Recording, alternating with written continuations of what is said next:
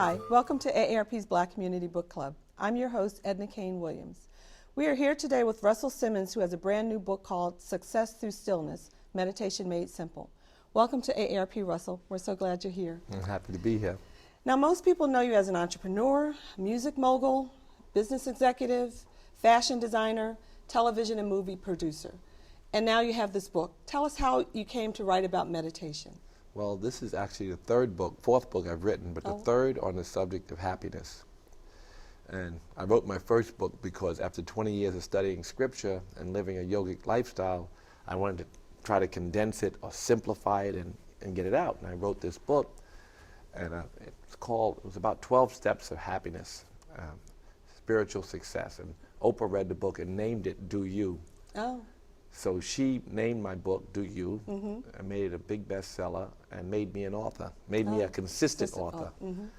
And the book was, again, it's about the simplification of yogic science or basic spiritual information.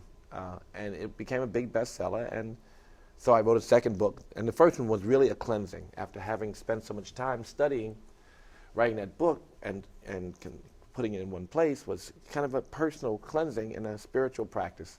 The second book, Super Rich, which also did extremely well, probably better than the first one, Super Rich was a real dharma, real intention to just make people better and give, because so many people responded to the first one. So it leads to this book, which is a tool. Those other two books were about happiness, and there were chapters on meditation. But so many people have asked me about meditation. Specifically, Yes, and that's why I wrote this book. So tell us a little bit more specifically how you got into meditation and what it's done for your life. I mean, you read it in the book, but give our viewers a little snippet of how meditation, if I can dare say, has changed your life. Well, it's changed my life in many ways. You know, just as a scientist and the research has said, it expands the brain. You see the gray matter in the brain grow dramatically. The left side of the wall that separates the left and the right side of the brain starts to break down. Your immune system gets stronger, your nervous system calms, your immune system gets stronger, your brain functionality grows. If you have high blood pressure, it lowers that. Your ADD goes away, although I'm still stuck with lots of ADD. Well, it was interesting to read that your nickname Rush is because you used to rush around a lot as a child. And my new company is also named ADD, so I... Oh, really? Yeah, all deaf digital, really. But no, but the idea of ADD, you know, instead of Ritalin, you can give a kid quiet time. And that to me is something I'm very interested in promoting around the country, in the cities where kids have violence and other issues. You talk about how you use meditation in your own family as well, with your own children. I meditate with my children every morning before school. Every morning? They get up early for it? They get up, 6:15 to 6:35, or depending on some days, 6:45 to 7:05. They sit, and they sit with quiet time and let their thoughts settle, and it makes a big difference in the way. They both go to school for gifted, and I think part of it's their mother, but some part of it, I think their ability to focus and to be happy and well-adjusted is from the quiet time that I promote to them. Now, what was it like? I'm getting a sense of how it's impacted you and your family. What was it like trying to get that down on paper and writing about it? Well, you know... And you say Success Through Stillness, Meditation Made Simple. Do you think you've really been able to show people a simple way of incorporating this in their lives? Meditation is very simple. All you need to be a good meditator is just a little bit of patience.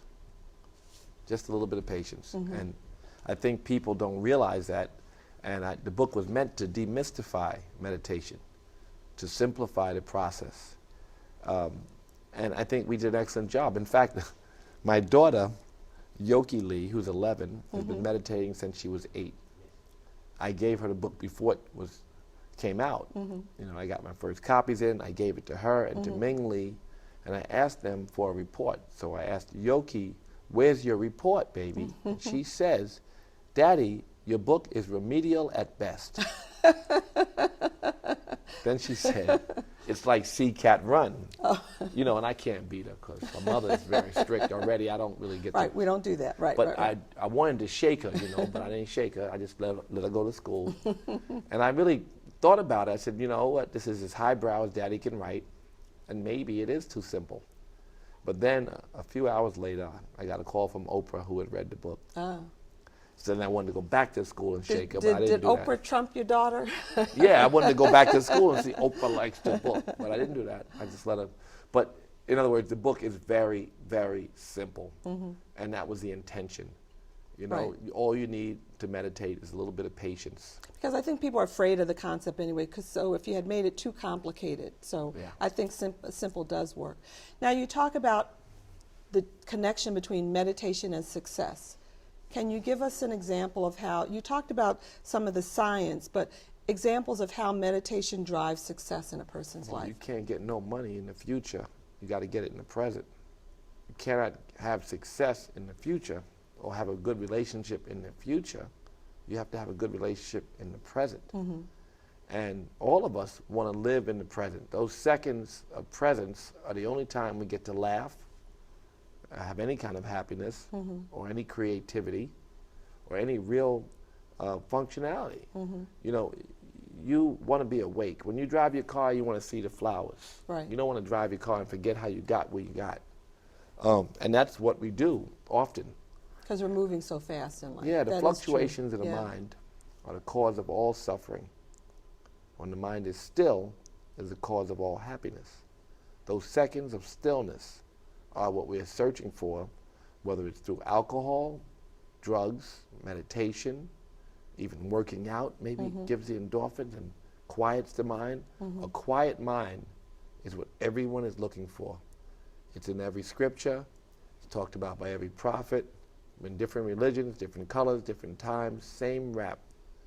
You want a quiet mind. Right. So that's what meditation is, the greatest tool to promote a quiet mind. Right.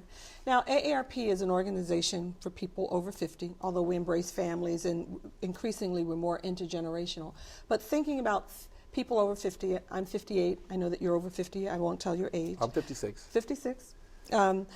For us boomers, I don't buy it if there's things that go along. There's weight I got to carry because of it. I'm not buying it. No, I don't either. I don't either. But meditation for people over 50, are there special messages or considerations that you have for people as they age in terms of this book and the use of meditation? I just think quiet time is good for everyone. The suffering that ensues from the fluctuations of mind are for everyone. Lots of people worry, carry anxiety, separate themselves from their potential, and don't evolve because of the noise. That noise is, can be quieted for everyone. It's good for me. All of my philanthropic, social, and lots of the political work is aimed at making young people have a better opportunity or life. But anything that I give to young people, I recommend for adults. And I think especially meditation, it's something that everyone can use. Now, you mentioned something about evolving, and AARP has an initiative right now called Life Reimagined, where we're really encouraging people. At 50, used to be we're only looking at more a 10 or 20-year lifespan after that. Now people are living till 90, till 100. You have a whole nother lifetime at our age range. So we're trying to get people to literally reimagine what they can do with their lives and not think traditionally about retirement or, like you said, not owning any baggage around being 50, 60, 70, 80. Do you think meditation can help in that process? Would you make recommendations to us as an organization about how we could use? I always say do new shit. And I always say it's because you have, when you're doing a cycle of the same negative behavior or behavior that's it's not exciting, then it gets boring, And a lot of times we've experienced a lot of what they put in front of us, and so evolving, finding new inspiration. People get stuck in the cycle of the same. The yogis refer to samsara. Samsara. Yeah, the cycle of the same negative behavior over and over. And I shouldn't play old records though. This is an old record, old school hip hop. Let me turn that off. Okay. But no, I think it's very important that you can reimagine your future, build a new business, start a new process. And I think that people are not, as they get older, they become more rigid sometimes. And I think that's just because, again, it's what they're used to. Right. People tell them that's what they should do. Right. But I recommend we do new things. And of course, quiet time, you can take control of your life. Quiet time is like, you sit and all the weight disappears and suddenly you can see yourself, with new beginnings. And I think everybody deserves them, and everybody, to refocus, to rededicate inspiration, to rededicate your inspiration, your Dharma, find new Dharma. It's very important. Yeah. And I think that it's really more difficult for adults. I think partly because of cultural and other constraints. They're told what they can't do. But I think it's important. You get up and look, for instance, the unconscious behavior that society promotes, that we participate in. Because everyone else is doing it, we do it. We abuse 40 billion animals. Even though the book says dominion over the animals, we abuse 40 billion every year. As you know, it's the greatest cause of global warming, times twice all the trains, planes, and automobiles. You must know, the new report is everybody's got it, right? That if you have steak, at 30% of your animal protein or your protein in a day, it's like 20 cigarettes a day. Oh my, I didn't know that actually. No, it's been big news. I didn't promoting know this that. book. I thought that was everywhere because I was on Dr. Oz, they talked about it. I was on the doctor from Fox News. I was on Fox News morning. They're very pro-business, they're Fox people, and they were talking about it. So I've been everywhere, and they talk about that reality. So you have to be able to see yourself and make your choices rather than allow society to make choices for you.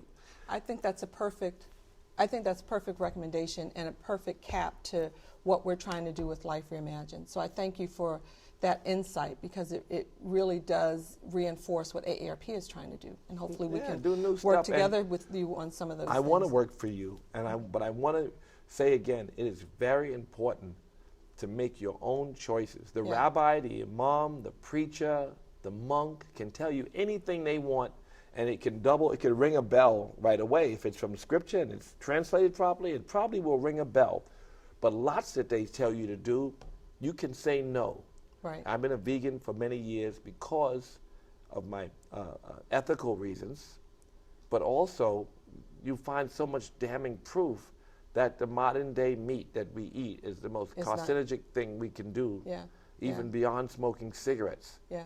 So, and most people, we work out, we get home and we eat our steak, but we should know better because it's so much research. Right. So just learning to change, to evolve. Yeah. Now, I want to, before we wrap up, we like with our guests to just ask you some questions off the top of your head, just to have a little bit of fun. We've been sort of heavy in terms of life purpose. But can I just ask you a few things just off the top of your head? If you weren't who you are now, what would you be? If you could pick a career or profession aside from what you're doing now, what would it be? Well, I have many, many companies.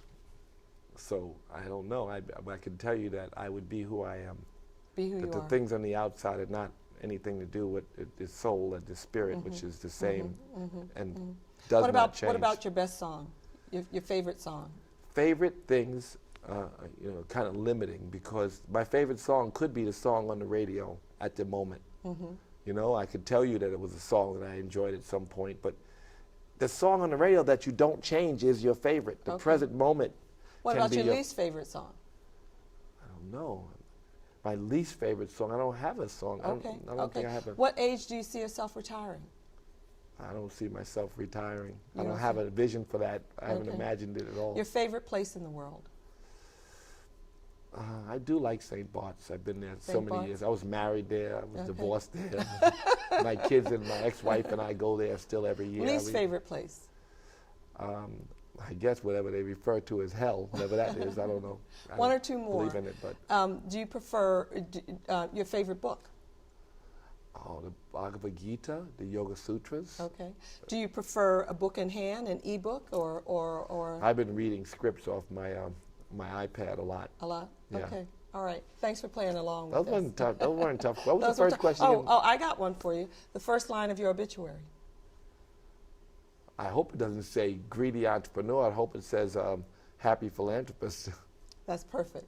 Russell, thanks so much for joining us. I really enjoyed it. My pleasure. As you know, this is a book club, so we enjoy lively discussion. Tell us what you think about Success Through Stillness. Write in the comments section below. And join us on Facebook for a deeper discussion about Russell Simmons' new book. Then be sure to watch us next time when we'll be talking with Pearl Clige. And if you haven't seen them yet, check out my interviews with Terry McMillan and Nikki Giovanni. They were also great. Thanks again, and until next time.